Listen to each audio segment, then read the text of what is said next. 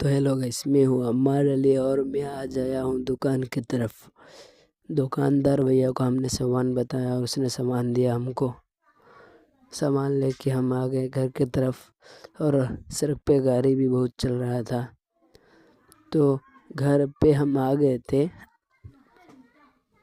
घर हमारा पास में ही था, तो हम दुकानदार भैया का वीडियो फिर से दिखाएंगे, इसीलिए क्योंकि वो बोल रहा था वीडियो मत बनाओ, तो मैंने बोला वीडियो नहीं बना रहा हूँ।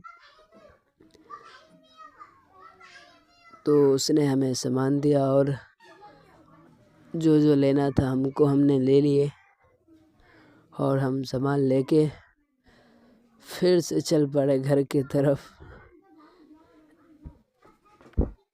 तो गाइस, अगली वीडियो में हम फिर से कुछ ना कुछ लेके आएंगे और इस बार घर से बाहर जाएंगे।